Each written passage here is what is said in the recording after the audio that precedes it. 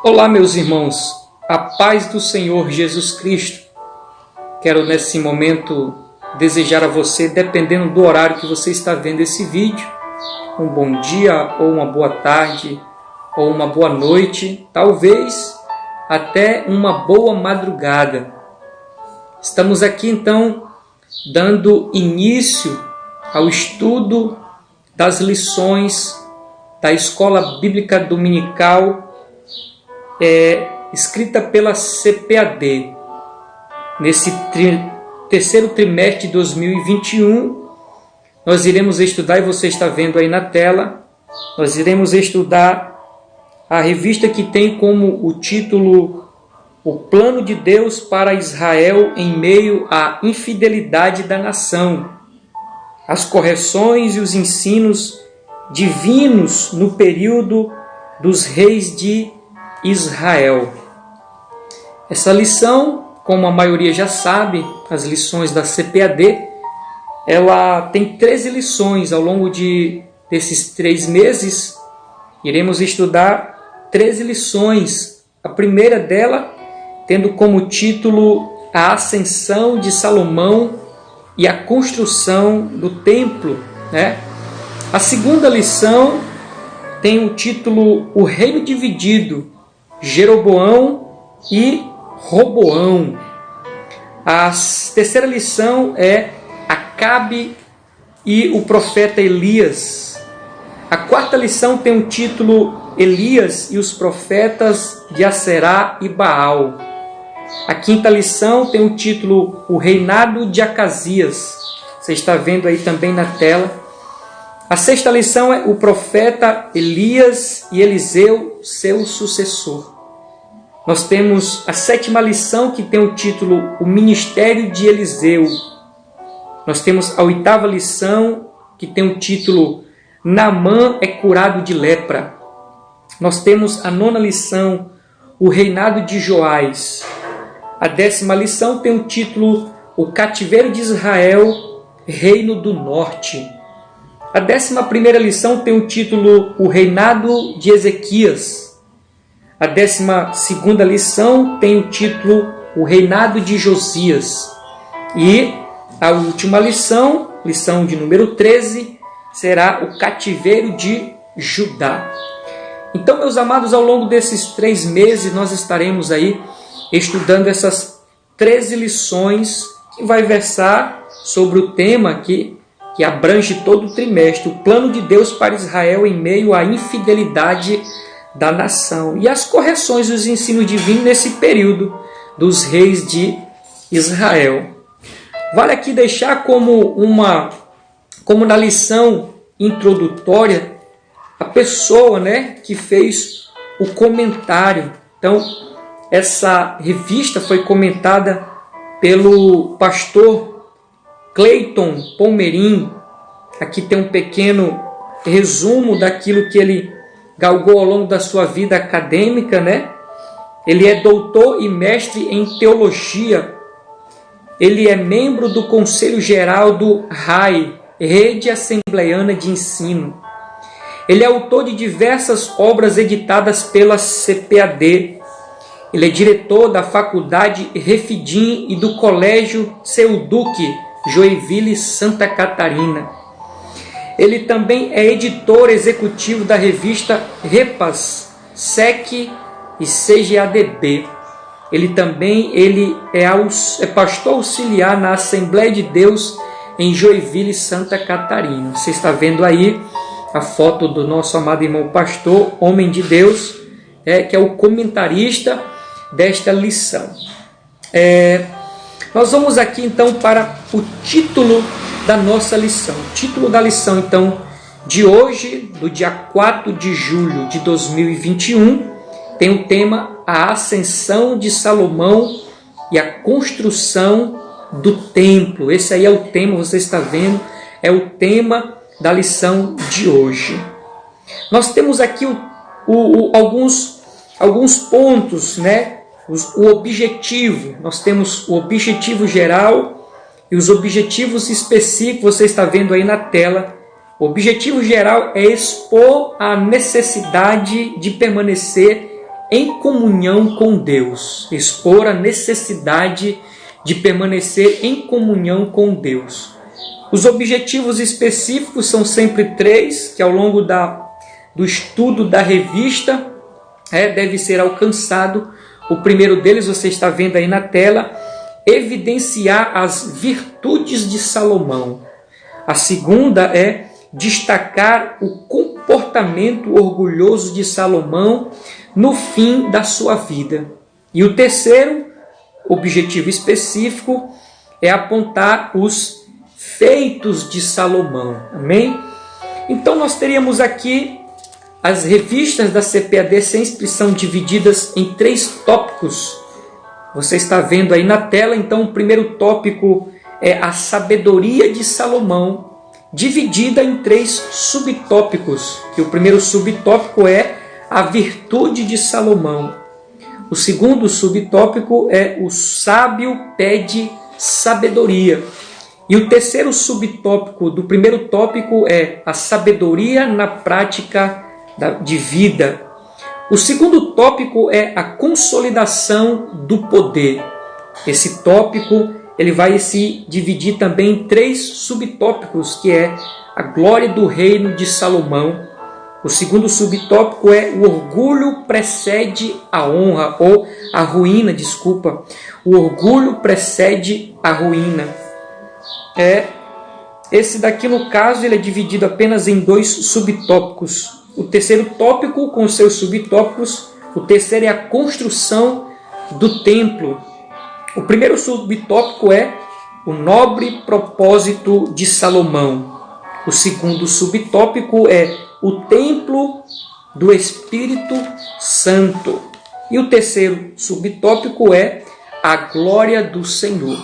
Nós vamos então passar aqui a meditar um pouco na lição deste domingo, e trazer os apontamentos necessários para a nossa vida. Então, a ascensão de Salomão e a construção do templo, meus amados irmãos.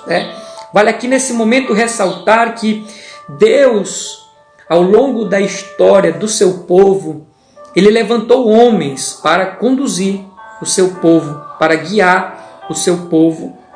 Quando aquele povo se distanciava de Deus, Deus levantava pessoas para trazer a mensagem do Senhor, da parte de Deus, de forma que aquele povo se arrependesse e voltasse para o Senhor outra vez. Então, Deus levantou pessoas para liderar o seu povo. Ele levantou juízes, ele levantou sacerdotes, ele levantou reis, ele levantou profetas. Nesse trimestre nós vamos estudar especificamente sobre o tempo em que os reis reinavam, os reis estavam à frente do povo de Deus. Nesse caso, começando aqui por Salomão, nós sabemos que o primeiro rei foi Saul. Deus ele levantou o primeiro rei chamado Saul. Saul se desvia da presença do Senhor e Deus escolhe um segundo rei, que foi Davi. Davi foi o sucessor de Saul. Davi envelhece, morre e surge um outro rei, o terceiro rei, o filho de Davi, que agora é Salomão. Então, Salomão foi um rei que esteve à frente do povo de Deus, sendo esse agora o terceiro rei que estava à frente do povo de Deus. Veja aí na tela o nosso textuário. Dependendo do texto, nós vamos falar algumas coisas, quando não, nós vamos apenas ler o que está escrito. No caso, o textual diz: e não podiam ter-se em pé os sacerdotes para ministrar por causa da nuvem, porque a glória do Senhor enchera a casa do Senhor. Isso está em 1 Reis, capítulo 8, versículo 11. A verdade prática você pode acompanhar aí na tela, que diz: o pedido de sabedoria feita por Salomão a Deus aponta para uma maturidade espiritual que Deus deseja para os seus filhos. Então nós conseguimos aqui extrair algumas verdades desta verdade prática, né? Um desejo de Deus. Qual é o desejo de Deus? É que os seus filhos cresçam, é que seus filhos amadureçam, né? A Bíblia diz lá em Oséias: conheçamos e prossigamos em conhecer o Senhor. O apóstolo Paulo também, em alguns momentos, chama alguns cristãos de crianças espirituais, querendo e desejando que eles cresçam, amadureçam, né? E cheguem ao pleno conhecimento da verdade. De igual modo, Deus requer que os seus filhos, seus discípulos, seus servos cresçam, né? E quando nós vemos essa situação de Salomão, é um símbolo, né, de alguém que demonstra maturidade espiritual. Ao olhar para essa cena de Salomão com Deus, ele fazendo este pedido a Deus, pedindo sabedoria, nós vemos o que era a prioridade para Salomão. Quando ele se encontra com Deus, e Deus disse para ele pedir algo, e ele não pediu outra coisa a não ser sabedoria. E essa sabedoria tinha um propósito, né? O propósito era conduzir o povo de Deus. Nessa simples ação de pedir sabedoria, nós vemos qual era então a prioridade de Salomão. A prioridade seria então conduzir o povo de Deus da melhor maneira possível. Não estava atrelado em qualquer outra coisa, diferentemente da maioria dos homens que tem outras prioridades. No caso aqui, a prioridade dele seria ajudar o povo de Deus. Nós vemos também nesse pedido de Salomão uma diligência no pedir, né? Ele não se precipitou no seu pedido. Ele não agiu de maneira inconsequente. Não. A gente observa quando ele pede: Senhor, eu quero sabedoria para conduzir o teu povo. Nós vemos então alguém que foi levado pela diligência. Ele teve o cuidado de pedir algo que de fato seria relevante. Um outro ponto que nós destacamos dentro da verdade prática como uma observação nossa é que ele pediu sabedoria para o benefício do próximo, né?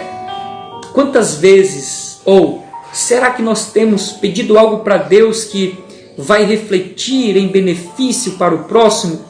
Ou será que estamos buscando as coisas somente para o nosso bel prazer?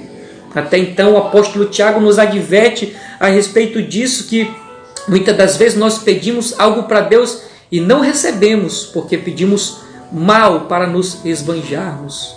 Mas Salomão ele foi sábio e o pedido dele trouxe benefício para as outras pessoas. Vamos mais adiante então. Na nossa revista tem aqui um tópico interagindo com o professor. Vocês verão que eu tenho um diferencial, eu gosto de ir pelos pormenores da revista, eu gosto de extrair o máximo possível da lição. Então, interagindo com o professor, diz: qual a diferença entre inteligência e sabedoria? Às vezes as pessoas confundem esses dois termos, entre sabedoria e inteligência. Tem pessoas que são inteligentes, mas não são sábios, porque há uma grande diferença, e mais lá na frente nós vamos ver um pouco essa diferença. Então, reflita aí nessa diferença, né? Coloque isso na sua cabeça, que existe uma diferença entre inteligência e sabedoria. A introdução diz assim: por amor ao rei Davi, Deus permitiu que Salomão estabelecesse um reino sólido, próspero, justo, cheio de glória e de poder. Foi durante o reinado de Salomão que Israel atingiu o seu apogeu na história. Entretanto, mesmo diante de toda esta grandeza, promovida por sua sabedoria, esse destacado monarca se deixou levar por interesses políticos e desejos pecaminosos. Então a introdução está nos trazendo uma informação de que O povo de Israel, no tempo do reinado de Salomão, viveu o seu apogeu. Eu ousaria até dizer aqui que depois desse tempo, e creio eu, antes nem houve um momento tão glorioso que o povo de Israel viveu como no tempo do rei Salomão. Uma outra observação que eu faço aqui no final da introdução é que diz que no final da sua trajetória ele se desviou, se deixou levar pelos interesses políticos, pelo poder. Que não é isso, senão aquilo que está dentro de nós, dentro do nosso coração, que se não é a graça de Deus, de fato se manifesta, né? O perigo de não saber lidar com as conquistas. Então, Deus engrandeceu muitíssimo a Salomão, mas houve também o perigo de se deixar levar. Um outro apontamento que eu coloquei aqui é: transformou a bênção na maldição. Não que a bênção que Deus deu para ele era a maldição, era a bênção, mas ele não soube, lidar com as situações e acabou no final da sua vida ali dando desvios que feriram a santidade de Deus. E precisamos ter ou redobrar a nossa vigilância com aquilo que Deus ele nos entrega, Conta-se até uma história de um homem que pediu um carro para Deus, pediu um carro, porque ele queria fazer a obra, e queria: Senhor, eu quero ajudar na obra. Deus deu o carro para ele. Todo final de semana ele estava na praia. Não que isso seja ruim, mas os irmãos chegavam e diziam: irmão, vamos lá, pegue a sua Kombi, vamos fazer a obra do Senhor. Não, irmão, eu vou para uma viagem, vou para a praia. Transformou a bênção em maldição, não se apercebeu, Então nós precisamos estar atentos com relação a isso e não cometer os mesmos erros que Salomão cometeu. Vamos então para o primeiro tópico, que diz a sabedoria de Salomão. O primeiro subtópico diz a virtude de Salomão. Diz assim a nossa revista: antes mesmo de receber a sabedoria como um dom divino, Salomão já apresentava alguns traços dessa virtude, pois ao ser inquirido por Deus quanto a qualquer pedido que quisesse lhe fazer, o grande rei escolheu a sabedoria.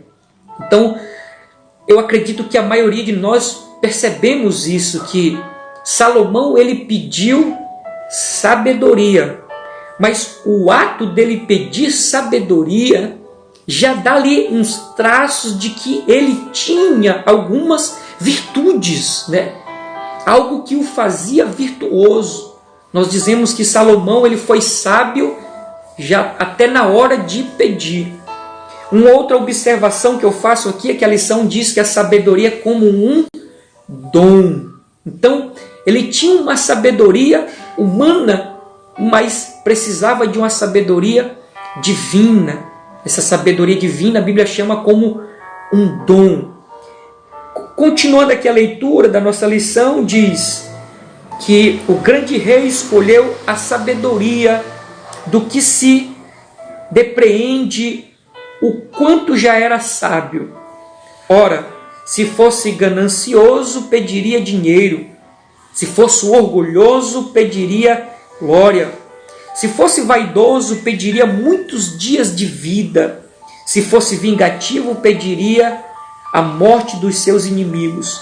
Então, os traços de virtudes contidas na vida ali do sábio Salomão é que ele não era ganancioso, ele não era orgulhoso, ele não era vaidoso, ele não era vingativo, Sentimentos que via de regra estão dentro dos seres humanos e que faz ou os levam para um destino ruim, de consequências desastrosas. E no início da sua vida, do seu reinado, Salomão então demonstra aqui esses traços. Ele não era ganancioso, não era orgulhoso, não era vaidoso nem vingativo. Se fosse vingativo, ele pediria ali a morte dos seus adversários, dos seus inimigos. Continuando, a revista diz: mas do que adiantaria todas essas coisas se lhe faltasse a sabedoria? Salomão teve um elevado senso de prioridade ao pedir a Deus a coisa certa. Então tem pessoas que têm as coisas, ele conseguiu, mas do que adianta ter essas coisas se não tem a sabedoria? E Salomão pediu aquilo que era certo como prioridade, aquilo que realmente importa, aquilo que realmente é prioridade. Quais eram as prioridades de Salomão quando pediu sabedoria para Deus? Ajudar o próximo, ser benefício para o povo de Deus. Quando você pede algo para Deus, quais são as suas prioridades? Será que o que você tem pedido para Deus de fato é prioridade, é essencial, é importante? Reveja os seus conceitos, medite, e foque naquilo que é importante, naquilo que é prioridade. O segundo subtópico diz a sabedoria. Não, o sábio pede sabedoria. A revista diz: ao pedir sabedoria, Salomão se mostrou um homem humilde. E isso pode ser constatado em uma das respostas que deu ao Senhor. Abre aspas, diz: sou ainda menino, pequeno, não sei como agir nem como entrar. Ele era humilde. Significa que ele tinha plena consciência da grandeza da sua tarefa, não permitindo que a imponência do seu reinado lhe conduzisse à prepotência. Então ele, além daquelas virtudes ou traços de virtude, não ser ganancioso, não ser vingativo, ele também no início do seu reinado ele era humilde, reconhecendo a sua pequenez e olhando também para a responsabilidade que ele teria de conduzir aquele povo da melhor maneira possível, da maneira que agradaria ao Senhor, Deus dos céus e da terra. Ao contrário, diz a revista, do que demonstrou profundo autoconhecimento, o que é peculiar a toda pessoa sábia. Demonstrou profundo autoconhecimento. Ele conhecia as suas limitações e que dependia de um Deus todo-poderoso. Que essa seja, meus amados, a nossa atitude, uma atitude de reconhecermos que somos dependentes do Senhor para todas as áreas da nossa vida. Continuando a nossa revista, meus irmãos, nós vamos para o terceiro subtópico do primeiro tópico, que diz a sabedoria na prática da vida. Tiago escreveu em sua epístola que existe uma falsa sabedoria que se evidencia pela inveja e sentimento faccioso. Essa sabedoria não vem de Deus, mas é terrena, animal, diabólica. É fruto de ciúme, divisionismo, perturbação e obras perversas. Então a revista está dizendo que existe uma sabedoria que vem da parte de Deus, divina, mas tem uma sabedoria que não é a sabedoria real, verdadeira, uma sabedoria falsa e vem do diabo. Você está lembrado que no início eu falei que existe a inteligência e existe a sabedoria? Aqui nós podemos identificar essa pequena diferença entre inteligência e sabedoria. Eu coloquei um ponto bem aqui que diz: uma pessoa astuta que age com esperteza. Quem é aquele que não tem a sabedoria divina como um dom dado pela parte de Deus, mas é a sabedoria falsa que vem da parte do diabo? Uma pessoa astuta, ela é astuciosa, ela tem planos mirabolantes, que age com esperteza, ela fica ali tramando o mal. Parece uma sabedoria que vem da parte de Deus, mas não é. Ela age com astúcia, com esperteza. Aparentemente se dá bem, mas passa por cima dos outros. Essa sabedoria que não é de Deus, mas é do diabo, é alguém que ultrapassa os outros, derruba os outros, detona os outros, quer ver o mal do próximo em benefício dele, em detrimento às pessoas. Ele vai fazendo um bocado de coisa porque ele quer subir na vida, acha que está se dando bem, mas a gente sabe por meio da Escritura que é um caminho de consequências irreversíveis. Mas tem essas pessoas que acham que são sábias, são espertinhas.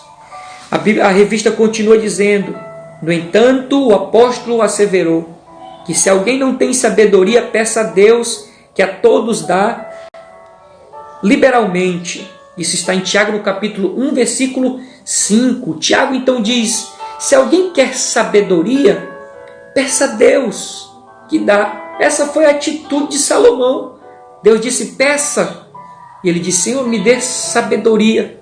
E nós vamos perceber no decorrer da história, ou da nossa lição, que realmente Salomão foi um homem extremamente sábio, porque essa sabedoria ele não adquiriu como alguém pensa que é, nos livros, nas pesquisas. Não, veio da parte de Deus. E ele diz: peça a Deus que Ele dá, Ele concede. Deus é um Deus bom, Deus é um Deus de misericórdia, Ele dá. E ainda diz que Deus não lança em rosto, diferentemente dos homens, né? Que às vezes tocam trombetas quando fazem algumas coisas, querem divulgar, querem dizer, sai espalhando. Não, Deus não lança em rosto. A revista continua dizendo as características dessa virtude.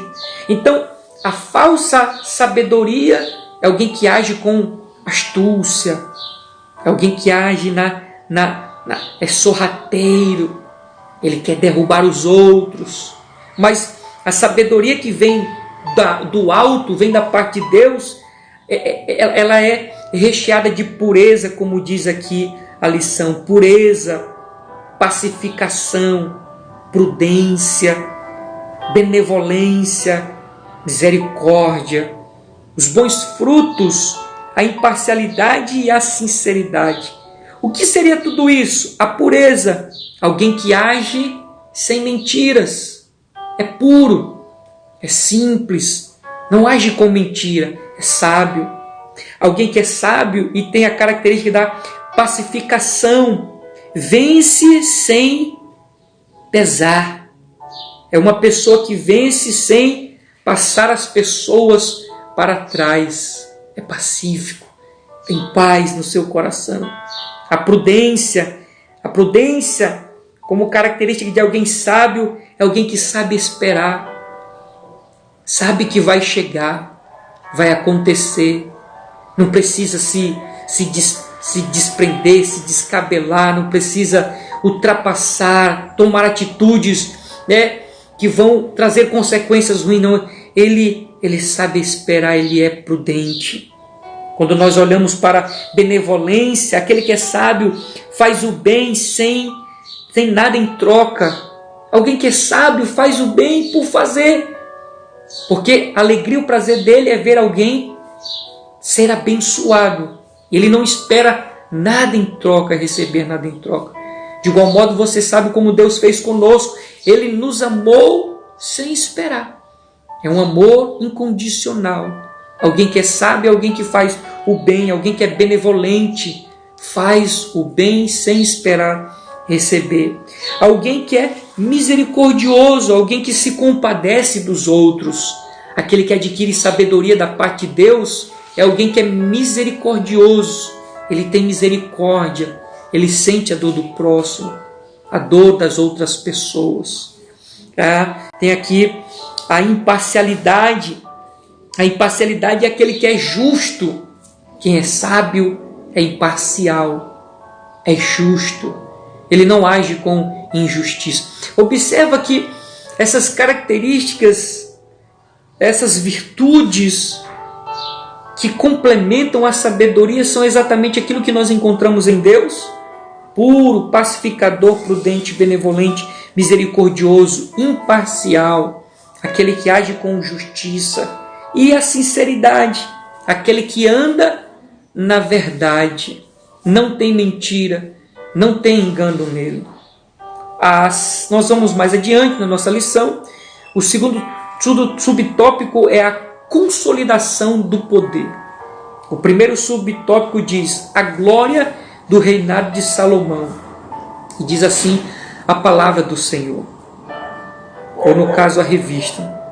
O reinado de Salomão não apenas se tornou amplo em termos territoriais. A gente sabe que por conta da sabedoria de Salomão, ele não foi até os seus adversários com armas, com guerras.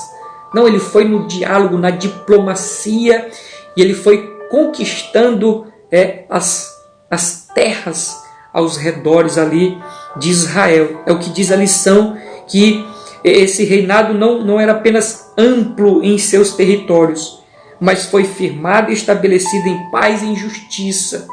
Foi um reinado que reinou a paz e a justiça. Tinha paz no reinado de Salomão. Tinha justiça no reinado de Salomão.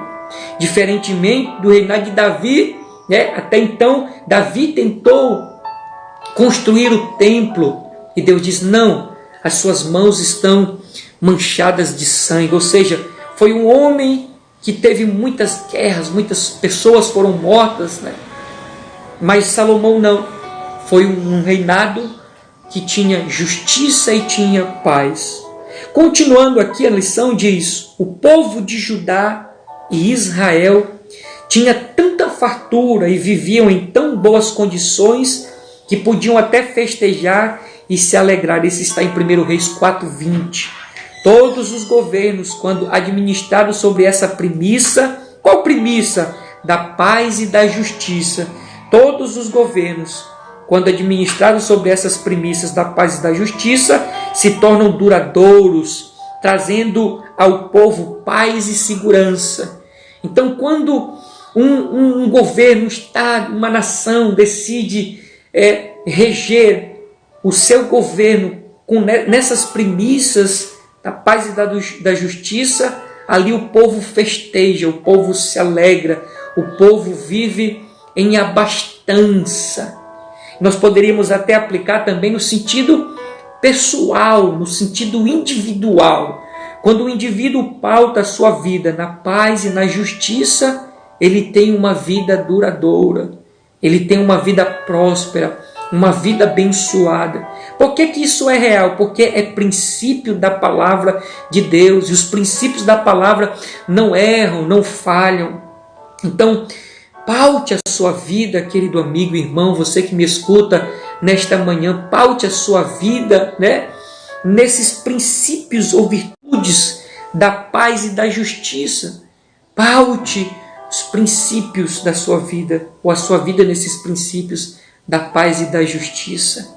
Avançando para o segundo subponto, diz assim, o orgulho precede a ruína. É interessante, a Bíblia é extraordinária, nós vemos ali verdades, nós vemos coisas profundas para a nossa vida. Quando a Bíblia diz que a obediência precede a honra, aquele que obedece é honrado. Em contrapartida, aí diz aqui que o orgulho precede a ruína. Todo aquele que é orgulhoso, ele pode até desfrutar de um tempo de benesses, mas o fim é imutável. Vem a consequência, vem a ruína. Vamos ver o que diz aqui então a nossa lição. Infelizmente, até mesmo os homens mais sábios estão sujeitos à queda quando deixam de temer a Deus. Então observe, o temor do Senhor é aquilo que eu chamo de a chave. Essa aqui é a chave. Porque, como diz uma certa pessoa, se nós não tememos a Deus, eu nem comecei a ser sábio. Porque o temor do Senhor é o princípio da sabedoria. Antes de eu ser sábio, eu tenho que temer ao Senhor. É o primeiro passo, é o temor ao Senhor. Faltou o temor, faltou a sabedoria. Faltou o temor, faltou a sabedoria, a queda é certa, a queda é real.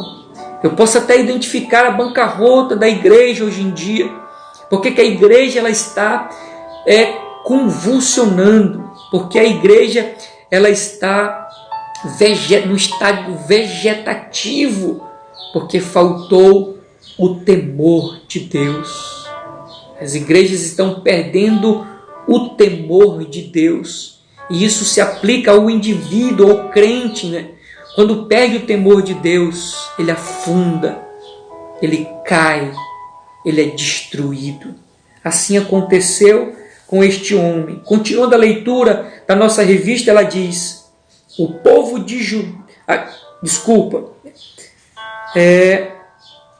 infelizmente, até mesmo os homens são mais sábios, estão sujeitos à queda quando falta um temor a Deus e entram por caminhos tortuosos.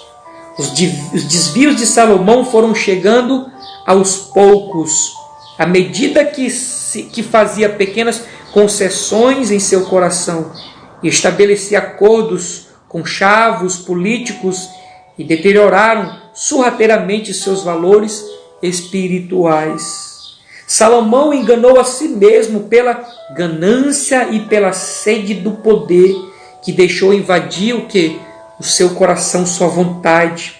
Todavia é importante destacar que isso não acontece no início do seu reinado. Então a revista agora está nos dizendo que foram coisinhas pequenas, pouco a pouco, né? Salomão foi se deixando levar, e essas pequenas concessões foram acumulando e trazendo para ele consequências devastadoras para a sua vida e para o seu reinado. Mas como diz aqui a lição, isso não aconteceu no início, foi lá já quase para o final. Continuando aqui na revista, ainda diz: essa degradação de valores começou conforme Salomão permitia o quê? Que pequenos desvios assumissem proporções gigantescas. Entenda, querido amigo, que, por exemplo, se nós formos aplicar na vida de alguém que um dia esteve na presença do Senhor e agora se distanciou, e o termo que a gente chama é desviou-se da verdade, né? A gente diz: fulano se desviou de uma hora para outra. Não foi de uma hora para outra. Vinha ali acumulando, né, pequenos pecados, pequenos deslizes, não confessados, não pedidos de arrependimento, e foram acumulando, e a culminância disso é o desvio, o afastamento da igreja, da congregação, da comunhão com os irmãos. Não foi de uma hora para outra que isso aconteceu, não. Foram determinado tempo. Se a gente for lá para Tiago, o apóstolo Tiago diz que em Tiago, no capítulo 1, versículo 13, ele diz assim: ninguém sendo tentado diga de Deus sou tentado, porque Deus não pode ser tentado pelo mal, e a ninguém tenta. E ele continua: mas cada um é tentado quando atraído e engodado pela sua própria concupiscência. Ele continua dizendo aqui: depois de havendo a concupiscência concebido, dá à luz o pecado sendo consumado gera a morte. Você percebe que então tem um tempo, tem um processo, uma coisa vai puxando a outra. Lá em Salmos vai dizer que um abismo ele chama o outro. E a tendência é cada vez mais levar a poços mais fundos. Então há um tempo, há um processo. E nós precisamos estar atentos nessas pequenas coisas que aparentemente são insignificantes. Por exemplo, nós poderíamos trazer como exemplo aqui uma barragem, que ele tem uma pequena fenda, começa ali a escorrer a água. Com o passar do tempo, aquela fenda ela vai ficando maior, e a culminância é aquela barragem romper e trazer todo um estrago. Uma outra coisa é uma pequena bagana de cigarro ou um fósforo, alguma coisa que contenha fogo lançado numa mata. uma pequena fagulha de fogo, mas pode queimar toda aquela mata, aquela região, se o fogo não for contido. Com relação à nossa vida espiritual, meus amados, é da mesma maneira e nós precisamos estar atento com relação a isso. Cuidado com as pequenas coisas que aparentemente são insignificantes, mas que podem trazer, como diz aqui a nossa lição, consequências ou proporções gigantescas, coisas talvez irreversíveis para a nossa vida. Continuando aqui no nosso terceiro e último ponto da nossa lição, tem por título a construção do templo. O primeiro subtópico diz assim: o nobre propósito de Salomão. O propósito de Salomão na construção do templo foi muito nobre: edificar uma casa ao nome do Senhor. Do Senhor meu Deus, disse ele, 1 Reis 5:5. Nisso se percebe que havia o quê? Pureza no seu coração sábio, nos primeiros anos do seu reinado. Eu vou dar uma parada aqui, eu gosto de meditar a respeito de alguns homens contidos na Bíblia Sagrada, e nós vemos o seu início e o final da sua vida, do seu chamado, do seu ministério, que seja. Eu chamo isso, olhando para um personagem da Bíblia que é Saul.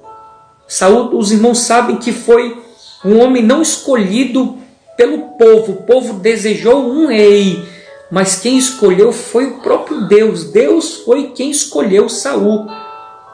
Nos primeiros anos do seu reinado foi tudo bem, mas no final foi um final de destruição. Eu chamo isso de síndrome de Saul. Quando nós começamos bem, mas terminamos mal. Até então, lá em Eclesiastes, no capítulo 7, no versículo 8, diz que melhor é o início das coisas, ou o final das coisas, do que o início delas. Antes, o fim das coisas, do que o início delas. Quantas pessoas, meus amados, você talvez esteja me ouvindo, foi chamado por Deus, já cantou, já pregou, já fez a obra, já evangelizou, já ganhou alma, e hoje se encontra distante, afastado, está longe, não concluiu o seu ministério. Saiba, Deus te ama, Deus te chama, e Ele quer te reconciliar. Aquilo que Deus entregou ainda está sobre você, basta apenas você dar um passo e vir para o Senhor, e Ele começará a usar a sua vida novamente. Mas observe que muitas pessoas começaram bem, mas terminaram mal. O que importa é que, ainda que eu não comece bem, mas o que importa é que eu termine bem. Até então a Bíblia diz com relação à salvação assim: e aquele que perseverar. Em que momento? Até o fim. Esse será salvo. Não é aquele que persevera até o meio, é aquele que persevera até o fim, porque a Bíblia diz: antes o fim das coisas do que o início delas. Continuando aqui na leitura, nós vemos na construção do templo foram empregados diversos materiais de altíssimo valor, tais como o cetro do Líbano e muito ouro. Todo o templo foi revestido de ouro. Olha só, o lugar santíssimo teve as paredes, o teto e o piso revestido de ouro puro. A Bíblia diz que o reinado de Salomão foi tão pomposo, tão extraordinário e luxuoso, que a prata, diz a Bíblia, era como pedra, era sem valor, tinha demais. Ouro em abastança, cobre em abastança, era muito. Todos aqueles que vinham visitar Salomão, via de regra, eles traziam presentes para abençoar a vida de Salomão. E aquilo foi uma das formas que fizeram com que o reino dele crescesse, a ponto de a prata ser como pedra, de tantas que tinham, tanto ouro tinha. E a lição está nos dizendo isso. 1 Reis, capítulo 6, do versículo 20 ao 22. Continuando a nossa lição, diz: Salomão quis demonstrar seu imenso amor a Deus, edificando-lhe uma morada de altíssima qualidade e excelência, né? Esse homem, ele honrava a Deus. Esse homem, ele soube identificar a grandeza de Deus. E ele quis dar o seu melhor, fazer um templo que na mente dele chegasse à altura de quem era esse Deus, segundo a sua mente. Mas a gente sabe que Deus é muito maior daquilo que a gente possa imaginar. Mas dentro das possibilidades dele, ele fez com excelência. Ele fez das melhores pedras que existia. Deu ou fez com o melhor que ele tinha. Ele deu o seu melhor e fez com excelência. O que temos de bom para oferecer? Uma pergunta interessante, né, meus irmãos? O que temos de bom para oferecer? Deus não vai exigir mais de nós, né? Exigir não vai mais aceitar que nós venhamos construir um templo físico. Então, o que poderíamos dar a Deus? Esse sentimento que levou Salomão a construir um templo em honra a Deus, esse sentimento de gratidão. E ele ofereceu algo. O que de bom poderíamos oferecer? Eu acredito que a melhor resposta seria a obediência. A Bíblia diz: é melhor obedecer do que o sacrificar. Eu acredito que a obediência é algo que enche ou agrada o coração de Deus. O que poderíamos dar a Deus? A obediência. Eu acredito que essa seria a nossa melhor posição ou atitude em oferecer algo a Deus. A nossa obediência. Continuando, meus irmãos, na leitura da nossa revista, o segundo subtópico diz: o templo do Espírito Santo. Essa visão de Deus centrada no templo é uma forte característica do Antigo Testamento. Mas com a redenção do homem efetuada por Cristo na cruz do Calvário, a morada de Deus passa a ser o próprio homem, regenerado. E é nesse lugar que deve haver riqueza e beleza, porque o Espírito de Deus habita nele. O salmista diz que nós deveríamos ter mãos limpas e coração puro, o interior puro, purificado, porque é aqui que agora habita o Espírito Santo de Deus. A glória de Deus descia no lugar santíssimo, a nuvem, a presença de Deus. E agora Deus está dentro de nós na pessoa do Espírito Santo, e nós devemos então ter esse cuidado de sempre deixar esta casa limpa para que o Espírito Santo de Deus possa morar. O terceiro subtópico, meus amados, diz: a glória do Senhor. A glória do Senhor se manifestou no templo depois de pronto, em duas ocasiões especiais. A primeira foi quando os sacerdotes levaram a arca para o lugar santíssimo. A glória foi tanta que eles não puderam permanecer de pé para ministrar os serviços. Olha só, a Bíblia diz que quando Moisés sobe no monte Sinai, a nuvem desce, há trovões, raios, relâmpagos. O monte começa a estremecer pela glória de Deus. Louvado seja o nome do Senhor. E assim foi também na inauguração daquele templo.